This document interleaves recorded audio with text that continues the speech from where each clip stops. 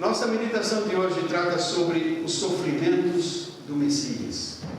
E nós vamos fazer o nosso estudo em Isaías capítulo 53, do versículo 1 ao versículo 12. Nós vamos começar lendo apenas o primeiro versículo. E no decorrer da meditação serão introduzidos os outros versículos para a nossa consideração. Eu estou lendo Isaías quando vamos celebrar a ceia do Senhor, porque quando o Senhor Jesus Cristo falava aos discípulos: examinai as Escrituras, porque são elas que testificam de mim. Jesus não estava falando de outra Escritura senão as do Velho Testamento, porque o Novo Testamento ainda não tinha sido escrito. Só foram escritos os livros do Novo Testamento anos depois. Assim é que Isaías é um texto que Jesus muito usou. Isaías era conhecido como o profeta messiânico. Ele anunciou muito sobre a vinda do Messias. E hoje eu creio que este texto vai nos ajudar muito na preparação para fazer aquilo que Jesus diz quando celebramos a ceia: fazei isto em memória de mim.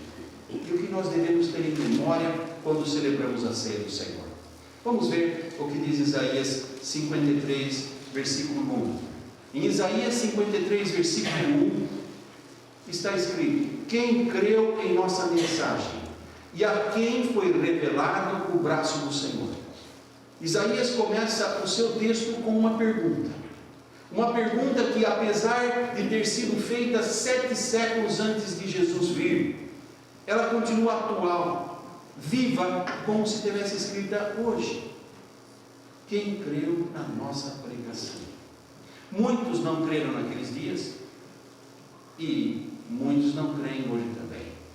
Todavia, Jesus continua sendo o único meio, o único caminho, a única providência de Deus para a reconciliação do homem caído no pecado com o Deus Santo. Jesus continua sendo a resposta de Deus. O apóstolo Paulo, em 1 aos Coríntios, no capítulo 1, versículo 23 a 24, assim escreveu: nós, porém, pregamos a Cristo crucificado, o qual de fato é escândalo para os judeus e loucura para os gentios, mas para os que foram chamados, tanto judeus como gregos, Cristo é o poder de Deus e a sabedoria de Deus. Isaías começou, portanto, com essa pergunta: quem creu na nossa pregação? O apóstolo Paulo diz: nós pregamos a Jesus Cristo. E quando nós vamos ler este capítulo de Isaías, o capítulo 12, nós vamos ver qual é a pregação que Isaías menciona. Qual é a mensagem que ele diz: quem creu na nossa mensagem? Quem ouviu aquilo que pregamos? Este capítulo está dividido em 4 partes. E cada parte tem 3 versículos.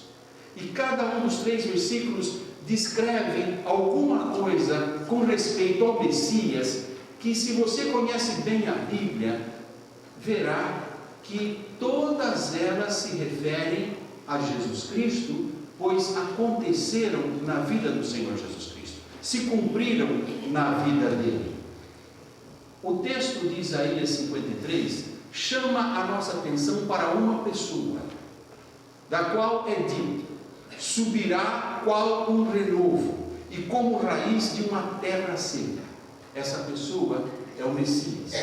O Messias que na nossa língua nós falamos Cristo, que na verdade vem do grego, é a palavra Messias, traduzida para o grego e transliterada para o português.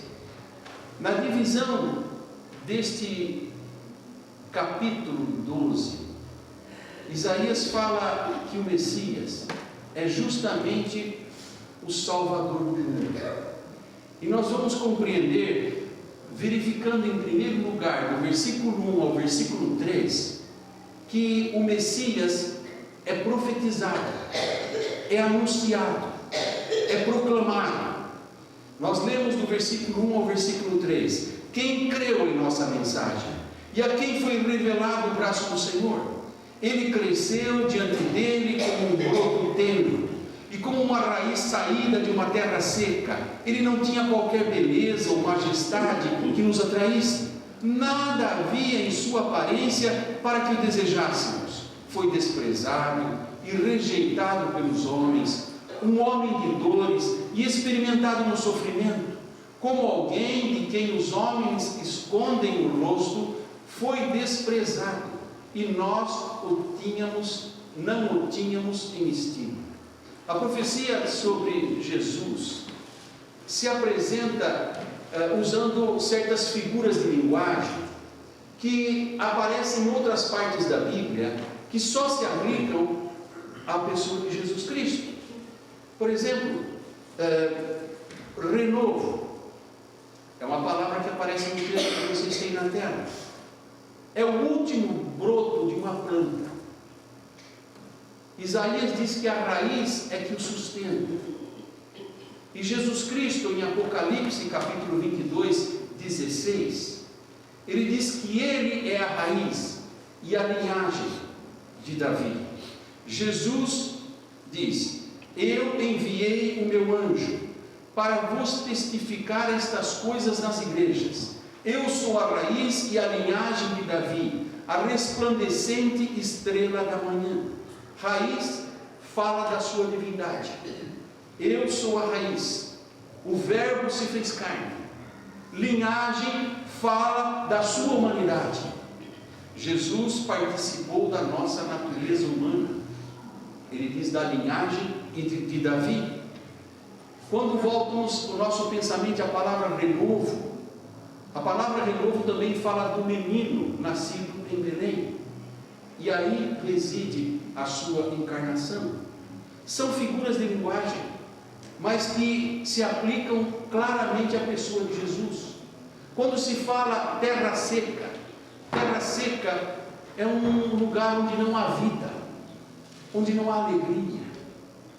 Se você é brasileiro, ou se você, como um português que gosta do Brasil, assiste notícias do Brasil, sabe que no nordeste do Brasil há áreas que são praticamente deserto, terra seca. No tempo da colonização, os portugueses plantavam cana demais para produzir açúcar, mas depois queimavam o canavial, porque as folhas da cana, elas cortam a mão, elas machucam. Então eles queimavam todo o canavial para poder colher a cana, e assim fizeram por muitos anos. Como resultado, a terra morreu, a terra ficou seca, e planta lá e não nasce nada. É um deserto, é uma terra triste. O lucro da época foi bom para quem ganhou dinheiro, mas para quem vive lá hoje sofre por causa da seca. Terra seca. É assim que a Bíblia fala que era a terra nos dias quando Jesus chegou. Depois do período interbíblico, quando você chega ao final do livro de Malaquias, até Mateus ficaram 400 e poucos anos sem revelação de Deus. A terra estava seca, seca espiritualmente, sedenta de Deus. E Jesus ali estava, como raiz de uma terra seca. Um novo broto nasceu, e ele trouxe vida. Somente que o mesmo texto diz: mas ele foi desprezado e rejeitado. E se você abre no Evangelho de João capítulo 1, versículo 11, João diz: ele veio para o que era seu, mas os seus não o receberam. Assim é a primeira parte deste capítulo 12. Na segunda parte, do versículo 4 ao versículo 6, Isaías apresenta o Messias como nosso substituto, como aquele que veio dar a sua vida em nosso lugar. E ali está: certamente ele tomou sobre si as nossas enfermidades, e sobre si levou as nossas doenças. Contudo, nós o consideramos castigado por Deus atingido e afligido. Mas ele foi transpassado por causa das nossas transgressões, foi esmagado por causa de nossas iniquidades. O castigo que nos traz paz estava sobre ele, e pelas suas feridas fomos curados. Todos nós, tal qual ovelhas, nos desviamos, cada um de nós se voltou para o seu próprio caminho, e o Senhor fez cair sobre ele a iniquidade de todos nós. Não menos de 11 vezes a Bíblia se refere ao Messias como o substituto. No Novo Testamento, Jesus aparece como nosso substituto. E sabe uma coisa, sem o ministério substitutivo do Senhor Jesus Cristo, o amor de Deus não poderia nos perdoar quando clamássemos por perdão. Sua justiça o impediria, porque o salário do pecado é a morte. E a justiça de Deus, por quebrarmos a lei, exigiria castigo. Mas uma vez que Cristo veio e foi morto em nosso lugar, através do seu sacrifício, Ele tornou-se o nosso substituto. E então, desta forma, se a justiça divina tem de condenar, o seu amor intercede por nós para nos perdoar. E desta forma, Jesus traz conciliação entre o amor e a justiça de Deus. Deus não precisa quebrar a sua justiça para mostrar o seu amor, porque em Jesus Cristo Deus cumpriu toda a justiça que fosse necessária para a expiação dos meus e dos seus pecados e de toda a humanidade. Assim, a sabedoria e a misericórdia de Deus acharam a solução da reconciliação do homem perdido com o Deus Santo na pessoa de Jesus Cristo. É maravilhoso, porque Isaías está apresentando esse quadro antes do Novo Testamento ser escrito, anunciando essas coisas. Em terceiro lugar, Isaías anuncia Jesus cumprindo toda a Escritura. Se você volta os olhos para o texto, versículo 7 ao versículo 9, assim está escrito na palavra de Deus: ele foi oprimido e afligido, e contudo não abriu a sua boca. Como um cordeiro foi levado para o matadouro, e como uma ovelha que diante dos seus tosquiadores fica calada, ele não abriu a sua boca. Com julgamento opressivo ele foi levado. E quem pode falar dos seus descendentes? Pois ele foi eliminado da terra dos viventes, por causa da transgressão do meu povo, ele foi golpeado. Foi-lhe dado um túmulo com os ímpios, e com os ricos em sua morte, embora não tivesse cometido nenhuma violência, nem houvesse nenhuma mentira em sua boca.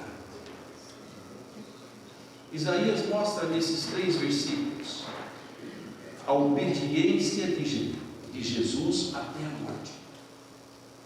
A obediência de Cristo até a morte, e ele ilustra, como disse, uma figura de linguagem como um cordeiro. Ele diz como uma ovelha, como um cordeiro, versículo 7. Portanto, Jesus esvaziou-se da sua divindade. Se você vai a Apocalipse fala que ele é o leão de Judá, porque glorificado todo-poderoso como leão. Mas quando ele veio, ele diz: eu não vim para condenar, mas para salvar. E para salvar ele precisava apresentar-se como uma ovelha, para morrer na cruz do meu e do seu lugar. E Isaías diz: como uma ovelha muda, ele não abriu a sua boca.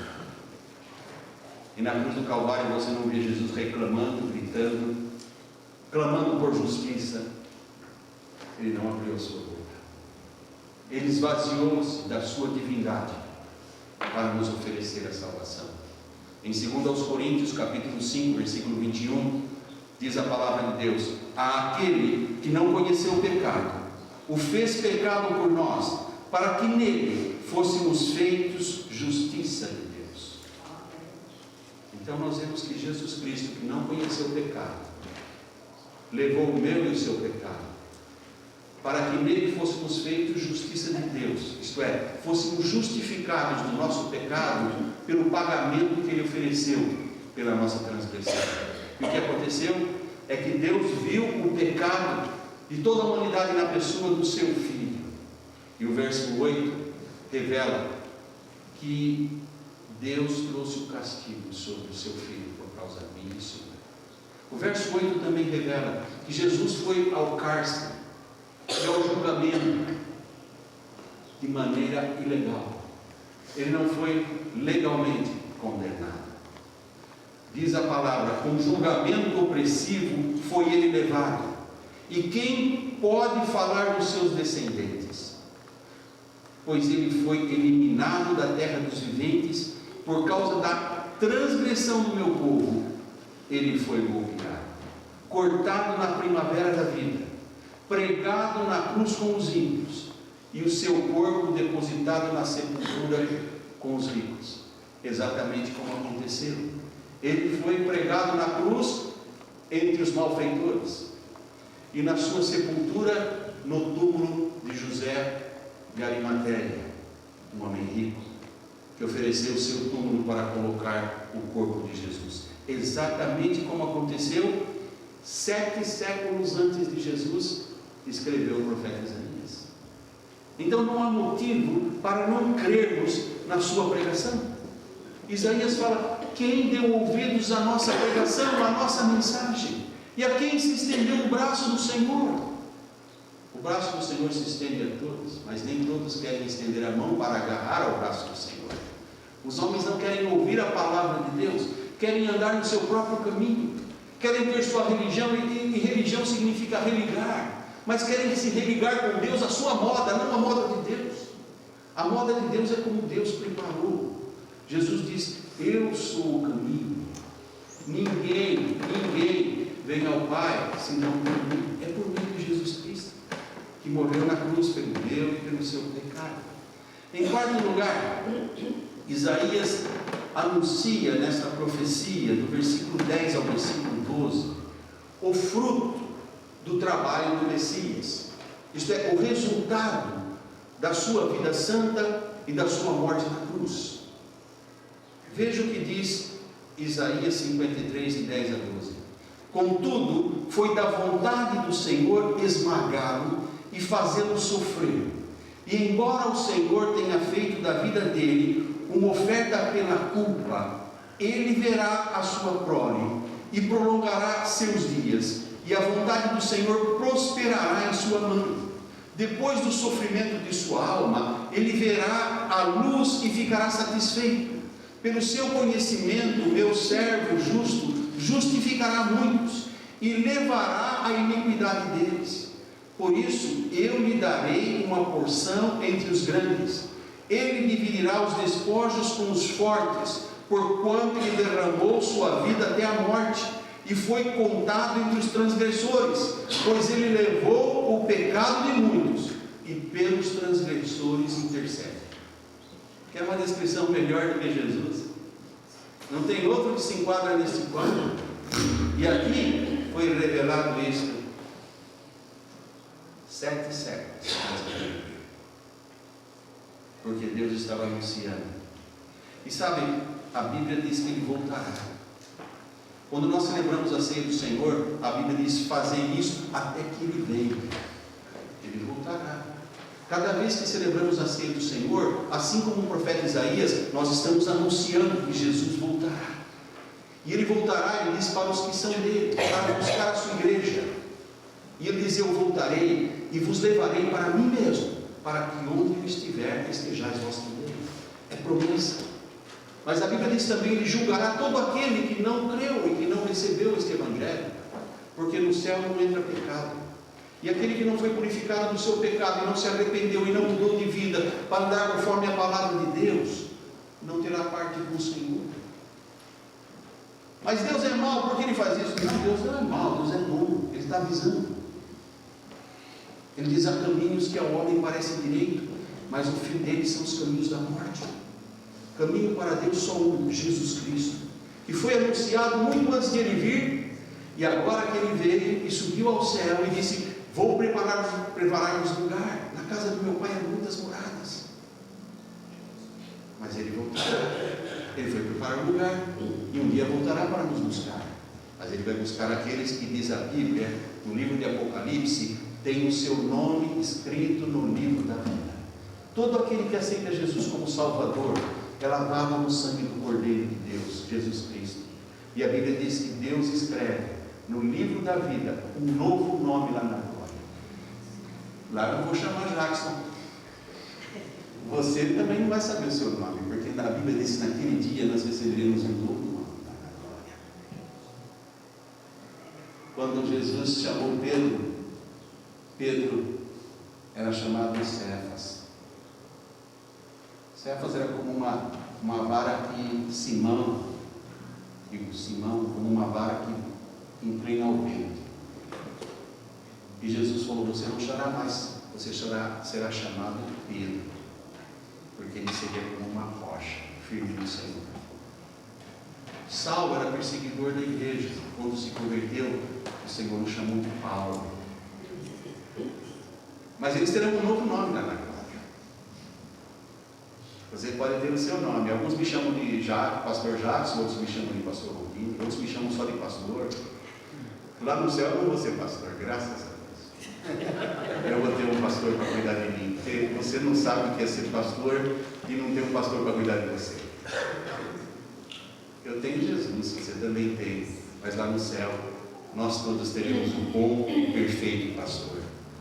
Foi o sofrimento de Cristo na cruz, foi a sua morte na cruz, que fez possível que ele libertasse todos os cativos de Satanás.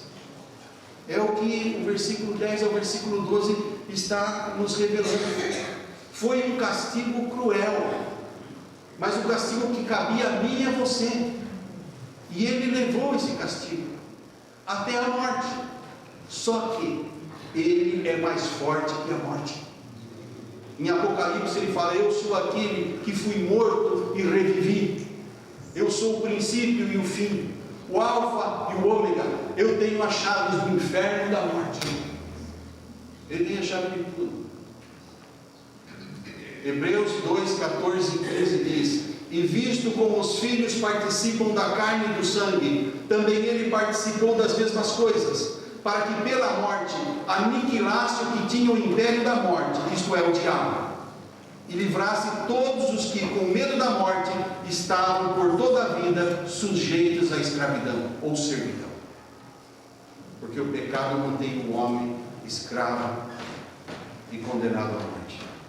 Mas Jesus Cristo veio para nos livrarmos da morte.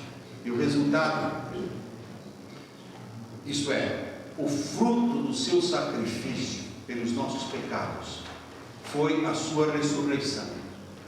Se você vai ao Salmo 22, a Bíblia diz que o seu corpo não experimentou a destruição e não ficou na morte. E como consequência da sua ressurreição, a nossa redenção. Porque a Bíblia diz: porque ele vive, nós vivemos. Se ele não tivesse ressuscitado, nós continuaríamos, diz a Bíblia, mortos nos nossos delitos e pecados. Mas porque ele vive, todo aquele que nele crê tem a vida eterna. E o fruto do seu trabalho, Isaías capítulo 53, versículo 12 diz: por isso o Pai lhe deu uma porção entre os grandes, e ele dividirá os despojos com os fortes, porquanto ele derramou sua vida até a morte, e foi contado entre os transgressores, pois ele levou o pecado de muitos, e pelos transgressores intercede. Veja, ele pagou o preço, mas ele pode interceder por mim e por você.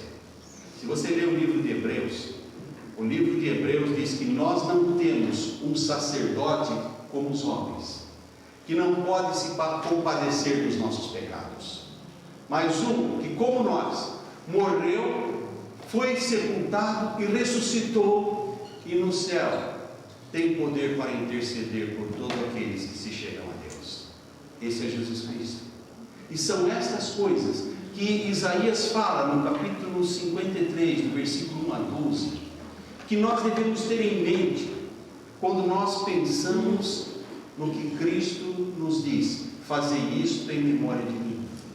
Porque quando pensamos nele, nós devemos pensar nele como ele é, o que ele é e o que ele pode fazer por nós. É nisto que o Senhor quer que nós pensemos, porque quando comemos o pão e tomamos do cálice, nós estamos anunciando a morte do Senhor até que venha. Estamos anunciando que a nossa vida espiritual se alimenta do pão da vida que é Cristo, que os nossos pecados são purificados pelo sangue de Jesus Cristo, que tira o pecado do mundo. E proclamamos que estamos esperando que Ele volte, porque na sua palavra Ele disse, quando celebrou a ceia: eu não tomarei mais desse fruto da vide, até que volte no reino do meu Pai e o tome juntamente convosco. Então nós ficamos também anunciando que um dia todos os remidos estarão na grande ceia do Senhor. Aquele que serviu a primeira vai nos servir também a de entrada no céu, para todo aquele que tem o Senhor. Que o Senhor nos abençoe e que nós possamos realmente fazer isso em memória dele. Porque quando ele anunciou, dizendo fazer em memória de mim, os livros que eles tinham para usar eram os do Velho Testamento. E as profecias que Jesus muitas vezes usou foram as do profeta Isaías, que descreviam justamente ele como sendo o Cordeiro de Deus que tira o pecado.